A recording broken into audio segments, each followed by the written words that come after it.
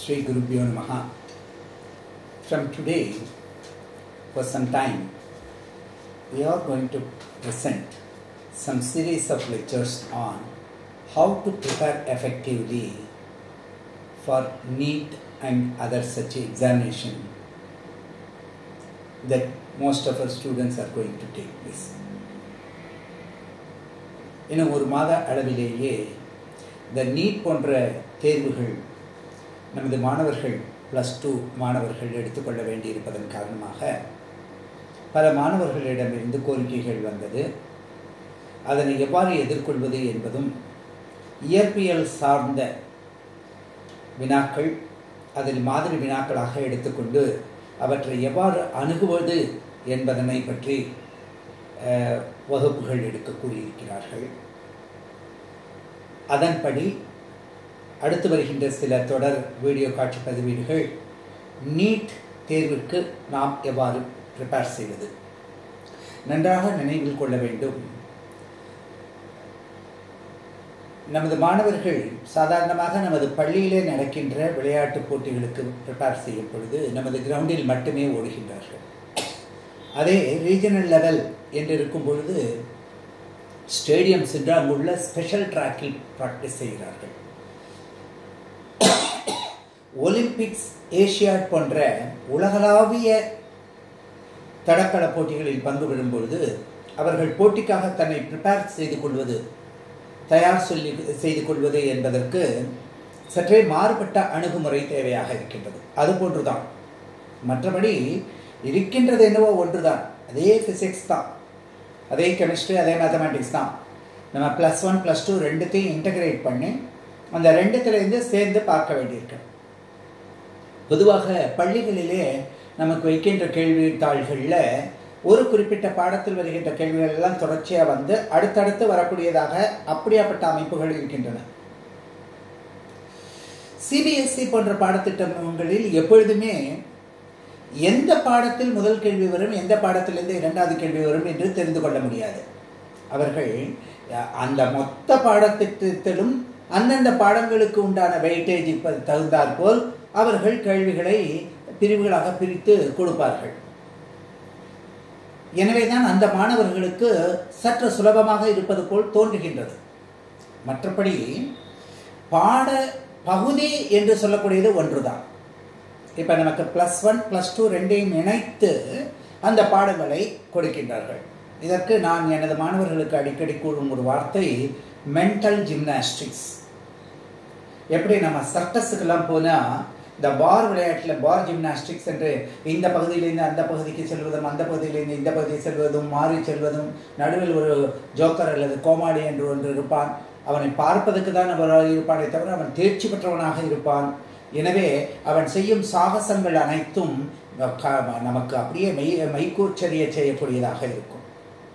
அதுபோலத்தான் இந்த preparation, NEET ப்ரிப்பரேஷனிலும் நமக்கு என்ன என்று சொன்னால், அந்த கொஸ்டின் பேப்பரை ஒரு 5 நிமிடங்கள் தொடர்ச்சியாக பார்த்து கொண்டே வந்து எந்தெந்த கேள்விகளுக்கு எவ்வாறு நாம் தயார் செய்து கொண்டு உடனடியாக பதில் சொல்ல முடியும் அப்படிங்கிறத பார்க்கணும். எளிமையாக இருக்கிற கேள்விகள் எல்லாம் இருக்கும், கடினமான கேள்விகள் இருக்கும், நடுத்தரமான கேள்விகள் இருக்கும்.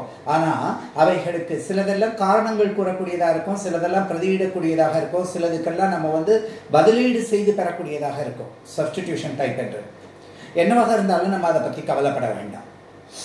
நமது அணுகுமுறை தான் நான் சொன்னேன். அதாவது நமது மைண்டு இது இப்படி தானே இருக்கிறதுன்னு இல்லாமல் ஓப்பன் மைண்டடாக இருக்கணும் இங்கே, அது முக்கியம். ரெண்டாவது ஒரு ப்ரிப்பரேஷன். இந்த ப்ரிப்பரேஷனுக்கு ஆரம்பத்துலேருந்தே நான் முதல் இன்ட்ரடக்ஷன் டு ஃபிசிக்ஸ் பகுதியில் பார்த்துருந்தீங்கன்னா உங்களுக்கு தெரிஞ்சிருக்கும். மிக முக்கியமானது என்ன அப்படின்னு கேட்டால் எந்திரவியல் அப்படின்னு ஒரு பகுதி, அடுத்தது வெப்பவியல் அப்படிங்கிறது பகுதி. எந்திரவியலும் ஒளியியலும், வெப்பவியல், ஒளியியல், மின்காந்த தூண்டல், மின்னியல், மாறுதிசை மின்னோட்டம் வரையிலும் எல்லாத்தையும் மின்னியல் அப்படிங்கிற பகுதிக்கு சேர்த்துருங்க. அதுலேயே காந்த பகுதியும் இருக்கிறது, ஏன்னா மின்காந்த தூண்டல் பகுதியும் இருக்கிறதுனால. அடுத்த அணு இயற்பியல், அணுக்கரு இயற்பியல், பொருட்களின் இருமை பண்பு, டியூவல் நேச்சர். பின்னாடி பார்த்தோம் அப்படின்னா எலக்ட்ரானியல், கம்யூனிகேஷன் என்றெல்லாம் இந்த பகுதிகளை மொத்தமாக பிரிச்சுக்கிடுது. இது ரொம்ப முக்கியம். ஃபஸ்ட்டு அவ்வாறு பிரித்த உடனே பல்வேறு வண்ணங்களில் நமக்கு பேப்பர் கிடைக்கிறது. Colours also make some role for improving the memory and remembrance. அதனால pink colour, yellow colour, white colour, green colour, light blue colour என்றெல்லாம் நமக்கு பல்வேறு விதமான வண்ணங்கள் கிடைக்கும். அந்த பேப்பர்ஸை கொஞ்சம் இதுலேருந்து வாங்கிங்க. குறைஞ்சபட்சம் 4 தாளாவது இருக்கிறாப்புல இருந்தால் போரும் நமக்கு. ஏன்னா ஒவ்வொரு பாடப்பகுதியிலையும் 30லேருந்து 50 வரையும் தான் மேக்சிமம் ஃபார்முலா இருக்க போகிறது, சூத்திரங்கள் இருக்க போகிறது. கணக்குகளாக இருந்தாலும் பதிலீடு செய்து பார்க்கக்கூடியதாக இருந்தாலும் அதுக்கு தான் சில மாதிரிகளை நான் இன்றைய தினம் எடுத்திருக்கேன். அவற்றை கொண்டு சில அமைப்புகளை விளக்க இருக்கின்றேன். இது ரொம்ப முக்கியமானது. உங்களுக்கு என்ன அப்படின்னு கேட்டால், சில வண்ணங்கள் அந்த தாள்களை எடுத்து இந்த வாய்ப்பாடுகளை மட்டும் அடுத்த காட்சி பதிவுகளில் ஒரு சாப்டருக்கு உண்டானதை அப்படியே கொடுத்து அதை ப்ரொஜெக்ட் பண்ணி காமிக்கலாம் அப்படின்னு இருக்கேன் உங்களுக்கு ஆரம்பத்தில். அவ்வாறு நீங்கள் அதை அந்த லெசனில் இருக்கக்கூடிய ஃபார்முலாவெல்லாம் தனியாக அடிக்கோடிட்டு அதை தனித்தனி பாக்ஸ் பண்ணி அலகுகளோ அந்த இந்த மதிப்புகளோ அவற்றையெல்லாம் எடுத்துக்கிட்டோம் அப்படின்னு சொன்னால் உங்களுக்கு எந்த மாதிரி பேப்பரையும் நீங்கள் முதல்ல பார்த்து எழுதி பழக போகிறீங்க. அப்போ அந்த கேள்விகளை பார்த்த உடனே இதுக்கு அந்த பாடத்திட்டத்துக்குண்ட அந்த எல்லோ பேப்பர் உடனே அதை எடுத்த உடனே ஓஹோ இதில் ஒளியியல் சம்மந்தப்பட்டது எல்லா கேள்வி எடுக்கணும், மஞ்சள் பேப்பர் ஞாபகத்துக்கு வரணும். அணுஇயற்பியல், அணுக்கரியற்பியல் அந்த இளம் பச்சை நிறத்தில் இருக்கிற தாளை ஞாபகத்துக்கு வரும். எலக்ட்ரானியல் அந்த லைட் ப்ளூ கலரில் இருக்கக்கூடியதை ஞாபகத்துக்கும். ஒயிட் கலரில் என்ன எழுதியிருக்கோம், மெக்கானிக்ஸ் அண்ட் அதர் திங்ஸுக்கு எழுதியிருக்கோம், அந்த இதை ஞாபகத்துக்கு வரணும். அப்போ அந்த பேப்பர்கள் தொகுப்பு என்ன ஒரு 20 பேப்பர் இருக்க போகிறது. அவற்றை தொகுத்து வச்சுக்கிட்டோம் அப்படின்னு சொன்னால் நம்ம இதை பார்த்து அந்த கேள்விகளுக்கு பதிலாக பழக நம்ம அடுத்தது என்ன செய்ய முடியும், இவற்றை பார்க்காமலேயே நம் ஆன்சர்ஸை வேகமாக எழுதுறதுக்கு பார்க்கலாம். சரி, இப்போ நம்ம சில கேள்விகளை பார்ப்போம். ஆங்காங்கே சில முக்கியமான குறிப்புகளையும் நான் கொடுத்து வருகின்றேன். அதை கவனிச்சுட்டு வாங்க. இது வந்து செட் 1 அப்படின்னு வச்சுக்கிறோம். நான் உங்களுக்கு முன்னாடியே சொல்லியிருக்கேன், இந்த அமைப்புகள் எல்லாத்துலேயுமே நம்ம என்ன செய்ய முடியாது அப்படின்னு கேட்டால் இந்த பாடம் தான் அந்த பாடம் தான் அப்படிங்கிறது கிடையாது. இது நீட்டுனா நீட்டுக்கு மட்டும் இல்லை, AEEE அதாவது AMSS எந்த எக்ஸாமினேஷனுக்காக இருந்தாலும் நீங்கள் இயற்பியல்ங்கிற பாடப்பிரிவிலேருந்து அவங்க கொடுக்கக்கூடிய கேள்விகளுக்கு எல்லாமே கான்செப்சுவல் கொஸ்டின்ஸை தான் மேக்ஸிமம் அமையிறது. ஒரு கேள்வி கேட்டிருக்கா பாருங்க, 2 லென்ஸுகள் +12 டயாப்டர் -2 டயாப்டர் திறன் கொண்டவை. 2 லென்ஸுகள் இந்த திறன் கொண்டவை. அப்ப இவற்றை இரண்டையும் இணைச்சிருக்காங்க. 2 lenses of power +12D and -2D are combined together. The equivalent focal length அதனுடைய தொகுப்பின் அவை இரண்டையும் இணைச்சிருக்கிறதுனால தொகுப்பின் குவிய தூரம் என்ன?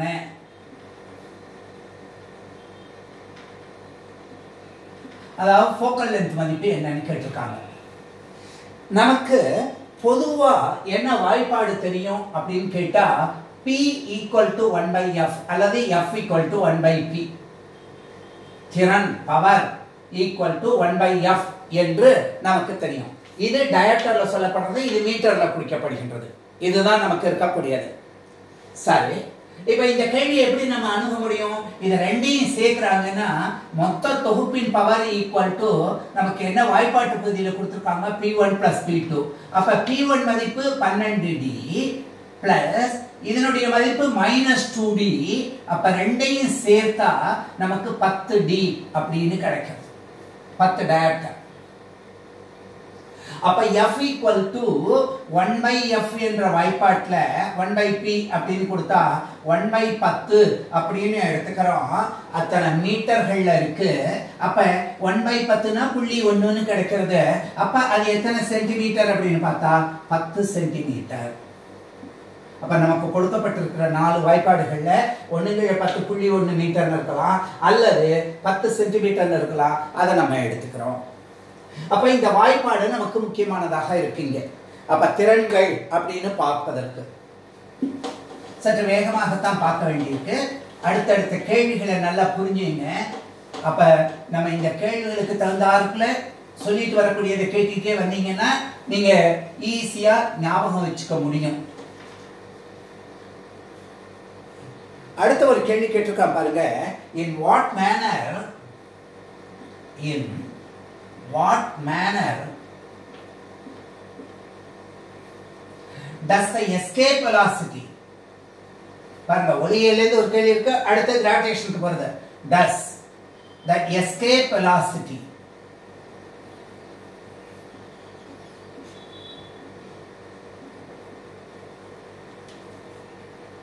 of a particle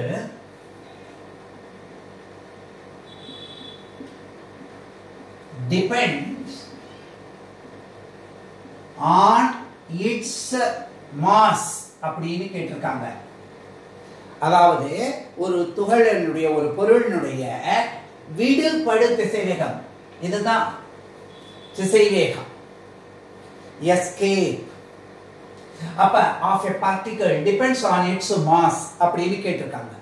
அப்படின்னா என்ன சார் அது? அதாவது நமக்கு சுற்றியக்கு திசைவேகம் அப்படின்னு ஒன்று தெரியும், விடுபடு திசைவேகம்னு ஒன்று தெரியும். அப்ப அந்த அமைப்புக்கு நம்ம என்ன ஃபார்முலா உடனே அந்த பக்கத்தை எடுத்துக்கிறோம். கிராவிடேஷன் இதெல்லாம் என்ன கொடுத்துருக்கிறதுல, மெக்கானிக்ஸ் போர்ஷன்ல கொடுத்துருக்கிறதுல பார்க்குறோம். Escape velocity VE equal to square root of 2GR அப்படின்னு தான் கொடுத்துருக்கு. Escape velocity. அப்ப in what manner does the escape velocity depends on its mass. இதுல பாருங்க, இந்த வாய்ப்பாட்டுல இந்த நிறை m அப்படிங்கிறது இருக்கா? இல்ல. அதனால நம்ம என்னன்னு சொல்றோம், இண்டிபெண்டன்ட் ஆஃப் ஆன்சர்ல ரெண்டு விதமா இருக்கலாம்.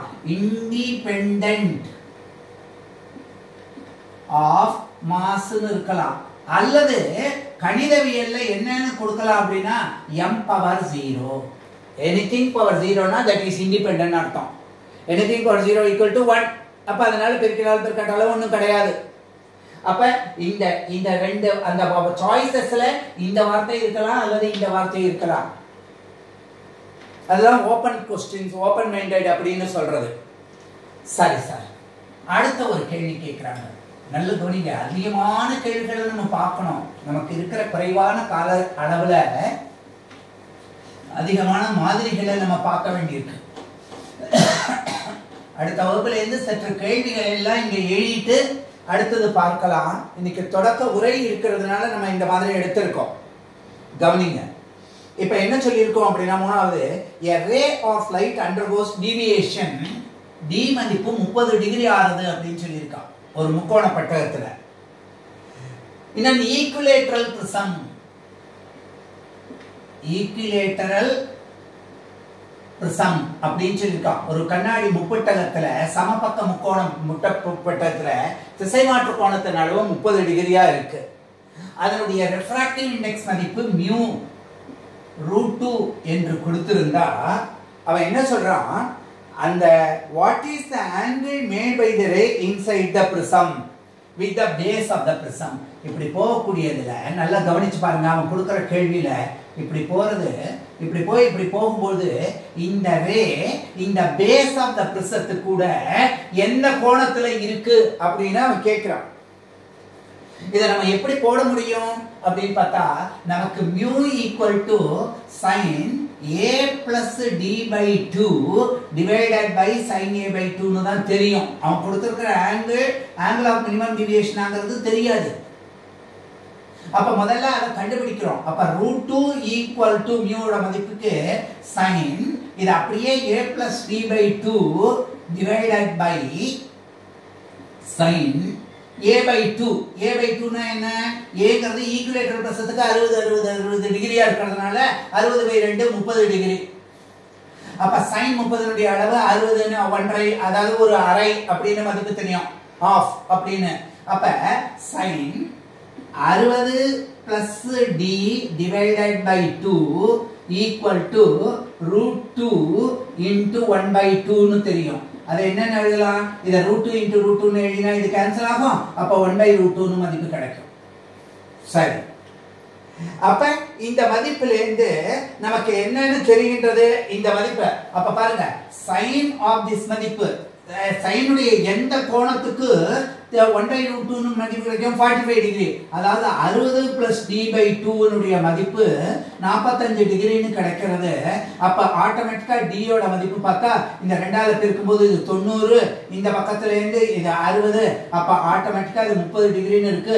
அந்த 30 டிகிரினா இதுதான் சிறும திசை மாற்று கோணம். அந்த கோணத்துல தான் இருக்குன்னா எப்ப சிறும திசை மாற்று கோணத்துல இந்த கதிர் செல்றதோ அப்ப இந்த அடிப்பரப்புக்கு அது எப்படி செல்லும்? இணையாக செல்லும். அப்ப அது என்ன கேட்டா what is the angle made by the ray அப்படினா 0 டிகிரி. ரெண்டு கதிர்கள் ஒன்றோடு ஒன்று இணையா சென்றது அப்படினு சொன்னா ரெண்டு கோடுகள் இருந்ததுனா அவற்றுக்கு இடையில உள்ள கோணம் என்ன? 0 டிகிரி என்று பார்க்கின்றோம். ஆக இந்த கேள்வியை நம்ம எடுத்துக்கும் பொழுது இந்த வாய்ப்பாடு ஒவ்வொரு இடத்துலையுமே இருக்கக்கூடிய கணக்குகளோ இதுக்கு எது தேவையா இருக்குன்னா வாய்ப்பாடுகள் தான் தேவையா இருக்கு. அதுக்காகத்தான் நான் உங்களுக்கு சொன்னேன் எப்பொழுதுமே அந்த பல்வேறு நிறமுள்ள பேப்பர்கள்ல நீங்க இந்த வாய்ப்பாடுகள் எல்லாம் தொகுத்து அதை எழுதிட்டீங்கன்னா ரொம்ப ரொம்ப ரொம்ப ரொம்ப ஈஸியா இருக்கும். அதை அந்த அந்த ஒவ்வொரு பக்கத்துலயா இந்த புத்தகத்தை டெக்ஸ்ட் புக்கை திருப்பிட்டே போகும்போது நமக்கு அங்கங்க வாய்ப்பாடுகள் இருக்கிறத பார்த்து அடுத்து ஒரு எளிமையான கேள்வி பார்ப்போம் பாருங்க. திடீர்னு ஒரு கேள்வி இப்படி இருக்கு. In Bohr's model of the atom, which quantity of electron is quantized?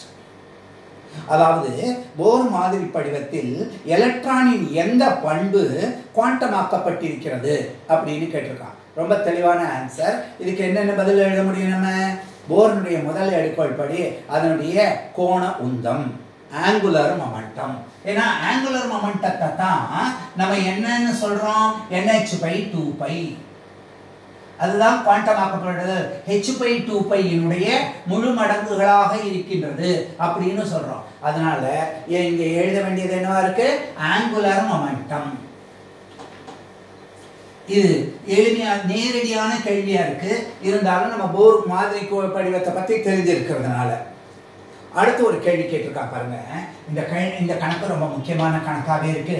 ஏன்னா நிறைய இந்த மாதிரி தேர்வுகள் எல்லாம் இப்படி கேள்வி கேட்கிறாங்க. இந்த LR, CR, LCR இந்த அமைப்பில் இருந்து in an LCR circuit the time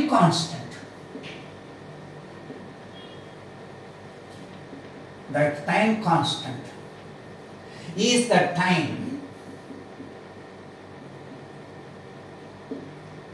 in which current grows from 0 to dash. என்ன மதிப்பு? பொதுவா ஒரு சர்க்யூட் LR சர்க்யூட் இல்ல AC மாறுதிசை மின்னோட்ட பகுதியில பார்த்தோம்னா LR சுற்று, CR சுற்று, LCR சுற்றுல எல்லாம் கரண்ட் growthக்கு உண்டான வாய்ப்பாடை நேரடியா கொடுத்திருக்காங்க. அந்த வாய்ப்பாடு என்னவாக இருக்கிறது? எந்த ஒரு கணத்திலும் இருக்கின்ற மின்னோட்டமானது அதனுடைய பெரும மின்னோட்டம் I0 into 1 minus e power minus R by L into t e power. இந்த மதிப்பு இந்த மாதிரி கொடுத்திருக்காங்க.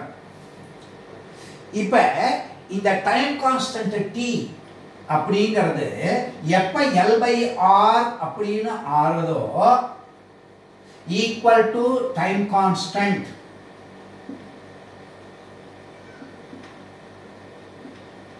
இந்த டைம் மதிப்புல வரக்கூடியது. தென் I அப்படிங்கிறது என்ன ஆகின்றது அப்படின்னு பாருங்க. இந்த மதிப்பு I0ங்கிறது அப்படியே இருக்கு, இந்த 1 அப்படியே இருக்கு, minus e power R by L உடைய மதிப்பு இங்க பாருங்க என்ன மதிப்பு? L by R உடைய மதிப்பு t னா அப்ப R by L உடைய மதிப்பு 1/t 1/t into t t minus 1. அப்ப இங்க -1 ன்னு அமையுது. இந்த மைனஸ் e பவர் -1ங்கிறத நம்ம என்னன்னு எழுதலாம்? 1/e ன்னு எழுதலாம். அப்ப இந்த 1 - 1/e னுடைய மதிப்பு என்ன அப்படின்னா அது ஸ்டாண்டர்ட் மதிப்பு. அது எப்பொழுதுமே நம்ம ஞாபகம் வச்சுக்க முடியும். 0.632. நம்ம முதல் ஆரத்தினுடைய மதிப்பு என்ன அப்படிங்கறதெல்லாம் பார்த்தோம். அது போல இந்த மதிப்பு இருக்கு. அப்ப ஆட்டோமேட்டிக்கா இந்த 0ல இருந்து எதுவரையிலும் இந்த 0.632 மடங்கு பெரும மின்னோட்ட மதிப்பு அப்படிங்கிறது தான் இதுக்குண்டான ஆன்சரா இருக்கு. அப்ப அந்த 4 சாய்ஸ்ல இந்த சாய்ஸ் இருக்கும். I0 into 0, அதாவது 0.632 I0 அப்படின்னு கொடுத்திருப்பான். இத இந்த வாய்ப்பாடு தான் நம்ம தொடக்கத்துல குறிச்சு வச்சிருக்க கூடியது. அப்ப டைம் கான்ஸ்டன்ட் அப்படிங்கறத எடுத்தா உடனடியா நமக்கு ஞாபகம் வர வேண்டியது அந்த வாய்ப்பாடு. அந்த வாய்ப்பாட்டுல கொடுத்திருக்கக்கூடிய கருத்தை பிரதியிடுறோம். பிரதியிடும் போது நமக்கு ஆட்டோமேட்டிக்கா இந்த மதிப்பு வந்து சேர்ந்துடுறது. மாதிரிகள் அதிகமாக இருக்கு நமக்கு. அப்ப முதல் நாள் ஒரு 10-15 கணக்குகளாக நம்ம பார்க்க வேண்டியிருக்கு. அதுக்கு அடுத்து பார்ப்போம்.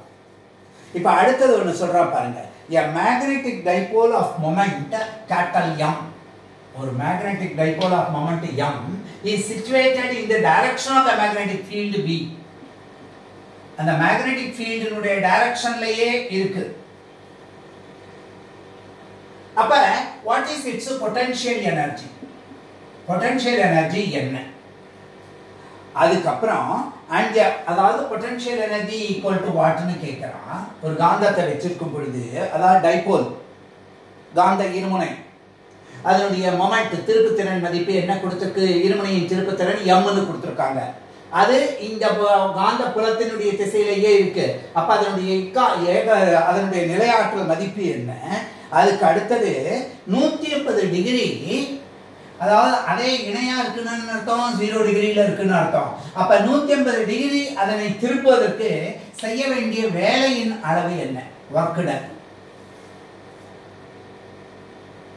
இப்ப நல்ல ஞாபகம் வச்சுங்க, நமக்கு இந்த ஆற்றல் மதிப்பு தீட்டா எந்த கோணமும் எடுத்துக்கிட்டா அதுக்கு நம்ம என்னன்னு வாய்ப்பாடு எழுதுறோம். பொதுவான வாய்ப்பாடு நமக்கு என்ன கொடுத்திருக்காங்க? MB. அதுக்கு அடுத்தது cos 90 degree minus cos theta.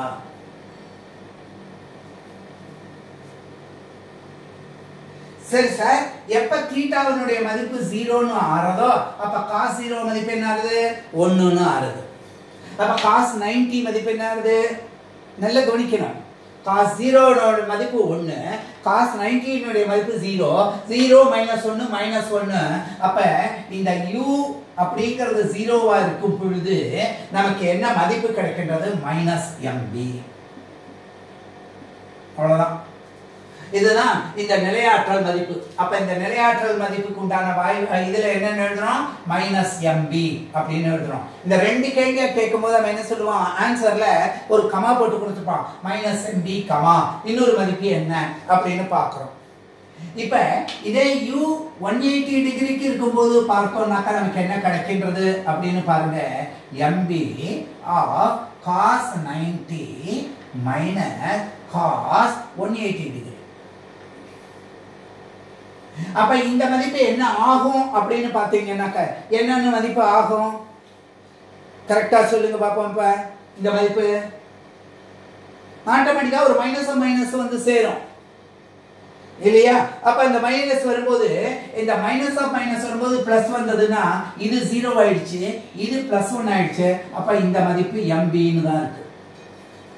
சரி சார், இப்ப வேலை கேட்டிருக்காங்களே, வேலை என்ன செய்யறது அப்படின்னா அந்த 180 டிகிரியில அதுக்கு இருக்கிற ஆற்றல் மைனஸ் 0க்கு இருக்கக்கூடிய ஆற்றல், இதனுடைய வேறுபாடு தான், இந்த டிஃபரன்ஸ், இந்த ஒர்க் தான் இங்க வேலையா செய்யப்பட்டிருக்கு. அந்த எனர்ஜி தான் அங்க வேலையா செய்யப்பட்டிருக்கு. அப்ப MB மைனஸ் ஆஃப் -MB, இந்த இடத்துல -MB ன்னு வச்சிருக்கோம். அப்ப -MB இந்த ரெண்டையும் சேர்த்தா நமக்கு 2MB அப்படின்னு கிடைக்கும். அப்ப ஆன்சர்ல எது கரெக்டான ஆன்சரா இருக்கும்? கமா 2MB ன்னு கொடுத்திருப்பாங்க. இதுதான் சரியான ஆன்சர் அப்படின்னு நம்ம பார்க்க முடியும். அதாவது கணக்குகளை எடுத்து எப்படி பிரதியிட போறோம் அப்படிங்கறத நீங்க பாருங்க. அந்த வாய்ப்பாடு மட்டும் நமக்கு ஞாபகம் வந்தா ஒரு 2 பயிற்சியிலேயே நமக்கு என்ன ஆயிடும்?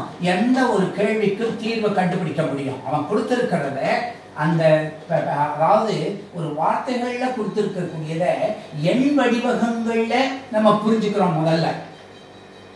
சரி சார், அடுத்து சுலபமா ஒரு கேள்வி கேட்கிறாங்க. What happens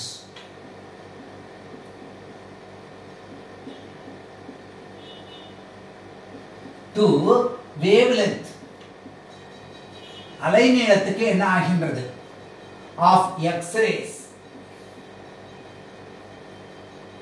when voltage across the tube, என்ன டியூப், இது ராஞ்சன் டியூப்னு சொல்லலாம் அல்லது கூலிஜ் டியூப்னு சொல்லலாம், is increased. நல்லா பாத்துங்க, வோல்டேஜ் நம்ம இன்க்ரீஸ் பண்ணும்போது வேவ்லென்த் என்ன ஆறுது. அப்ப lambda equal to hc divided by e capital V தானே வாய்ப்பாடு. அதுதான் சொன்னேன் முதல்ல நம்ம ப்ரிப்பரேஷன்ல ஃபர்ஸ்ட் நமக்கு தேவையானது வாய்ப்பாடு. உடனே எக்ஸ்ரேனா எக்ஸ்ரே சம்பந்தப்பட்ட என்னென்ன வாய்ப்பாடுகள்லாம் இருக்கு, பிராக் விதி இருக்கா, lambda equal to 2d sin θ இருக்கா, பெரும மதிப்புக்கு என்ன இருக்கு, சிறும மதிப்புக்கு என்ன இருக்கு. அப்ப லாம்டா ஈக்குவல் டு hc/v ல இப்ப இந்த லாம்டாவுக்கும் v-க்கும் உள்ள தொடர்பை கேட்டிருக்கான். அப்ப v அதிகரிச்சா லாம்டா மதிப்பு என்ன ஆகும், குறையும். அப்ப அந்த ஆன்சர்ல என்ன கொடுத்திருப்பான், டிக்ரீசஸ். அப்படிங்கறத நம்ம கரெக்ட்டா டிக் அடிச்சு போயிடும். as v increases lambda decreases. இதுதான் நமக்கு முக்கியமான ஒரு இது. இந்த கேள்வி இன்னும் சற்று மாற்றலாம். எப்படி அப்படின்னா இதுல இருந்து அதனுடைய ஆற்றல் எப்படி இருக்கும், அந்த எக்ஸ்ரேனுடைய தன்மை எப்படியாப்பட்டதா போகும், அதெல்லாம் கேட்கலாம். இருந்தாலும் முதல்ல நம்ம எடுத்திருக்கக்கூடிய மாதிரிகள்ல நேரடியா சப்ஸ்டிடியூட் பண்ணி என்ன புரிஞ்சுக்கிறோங்கிறத ஃபர்ஸ்ட் பார்ப்போம். அடுத்த ஒரு கேள்வி பாருங்க, இதே மாதிரி கேட்டிருக்கான். a light body, light bodyனா லேசான பாடி, a light body and a heavy body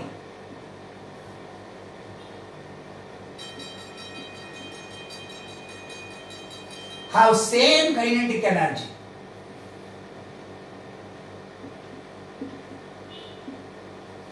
The heavy body